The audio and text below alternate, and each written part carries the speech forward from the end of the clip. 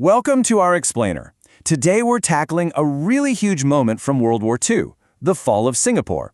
But we're not just going to walk through the history. Oh no, we're going to structure this just like a top-scoring essay, giving you all the arguments and evidence you need to really nail the answer to how a supposedly impregnable fortress could just collapse in a week.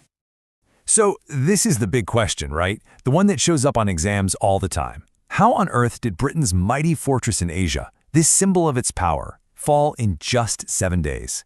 To figure that out, we're going to build our case piece by piece.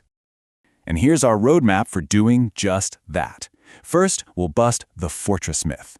Then, we'll look at Japan's frankly brilliant invasion plan and see how it stacks up against Britain's pretty terrible mistakes. After that, we'll cover the surrender itself, and then, the really important part for getting those high marks, the consequences. Okay, so to really get why the fall of Singapore was such a shock, you first have to understand the myth. You see, the whole British strategy in Asia was built on this solid, almost religious belief in Singapore's strength. Singapore wasn't just some naval base. It was a symbol of imperial might. The British called it the Gibraltar of the East. They thought it was absolutely unconquerable, with these massive coastal guns pointing out to sea. But, and this is the critical part, their entire defense was based on one single, fatal assumption, that any attack had to come from the sea. So how did that myth get completely shattered so unbelievably fast? Well, the answer lies in how Japan invaded. They came up with a plan that literally no one in the British High Command ever saw coming. Just look at this timeline. The speed is absolutely breathtaking. I mean, only 2 days into the fight, they sink two of Britain's most powerful battleships, the Prince of Wales and the Repulse. Poof, British naval power in the region gone. After that, it was just this incredibly fast push down the Malayan Peninsula, and the whole thing was over just a week after they landed on Singapore Island. Incredible. Now, this wasn't just good luck. It was tactical genius. The Japanese took the one thing the British thought was an impassable barrier, the jungle, and turned it into their own personal highway. They used bicycles, of all things, and light tanks to move so fast the Allied forces couldn't even organize a proper retreat. And the cherry on top? Their commander, Yamashita, completely bluffed about how big his army was, which messed with the British psychologically. It was a masterclass. Okay, pay attention here. This is a golden nugget for your exam. Mentioning Japan's clever use of bicycles and light tanks shows you get it.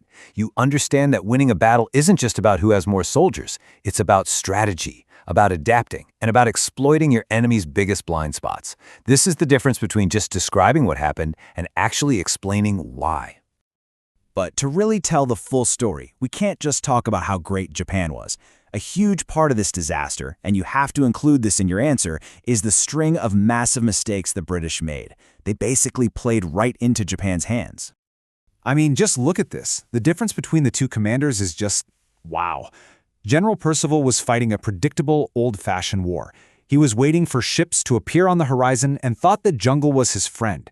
General Yamashita?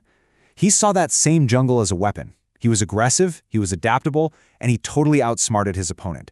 It's the perfect example of how badly Britain underestimated their enemy. And while things on the ground are getting desperate, you've got this immense pressure coming from London. For Churchill, Singapore falling was just unthinkable. But an order like this shows how disconnected he was from the reality of the situation. You can't stop an army with a telegram, you know? It couldn't magically refill the water supplies or fix a broken strategy.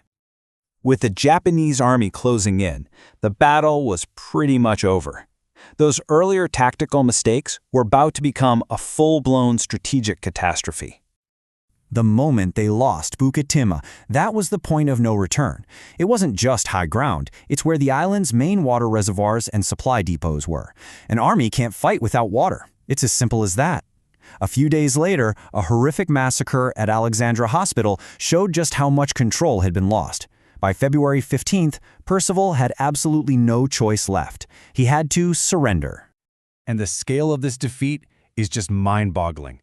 Think about it. About 130,000 Allied soldiers, British, Australian, Indian, all became prisoners of war. Just like that. A catastrophic loss. You know these numbers right here? They tell the entire story. The Japanese were actually outnumbered, but they won a total victory with way fewer casualties. If you need one piece of evidence for your essay to show how effective Japan's strategy was and how badly the Allied defense failed, this is it. It's just so stark. And this sentence just sums it all up. The sheer scale of the disaster. This wasn't just losing a battle. The largest surrender in British military history, that's a moment of deep public humiliation for an empire. Okay, let's get to the most critical part of our analysis. This is the part that separates a good essay from a great one, the consequences. Why does this one event matter so much in the bigger picture of World War II and the end of empires? The fallout was just immense, and it went in all these different directions. For the people living in Singapore, it was the start of a horrific Japanese occupation. For the Allied prisoners of war, it meant forced labor and death on projects like the Siam-Burma Railway.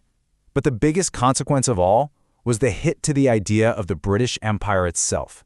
The myth that European powers were invincible was completely shattered, and that lit a fire under anti-colonial movements all across Asia after the war. So here's a huge tip for you. To really understand the significance of Singapore's fall, you have to look past the battle itself. Its real, lasting importance is the devastating blow it dealt to British prestige, a blow that helped speed up the end of colonial rule in Asia. Making that connection, that's what shows a deep, sophisticated understanding of the history. And that brings us back to our big question. Was it Japanese brilliance or British failure? And as we've seen, the best answer is that you really can't have one without the other. It was the perfect storm, right? A creative, dynamic Japanese strategy smashing right into a complacent, strategically blind British defense. The fall of Singapore wasn't just a military defeat. It was the exact moment an empire's myth of being unbeatable was shattered by reality. And now you've got all the tools to explain exactly how that happened.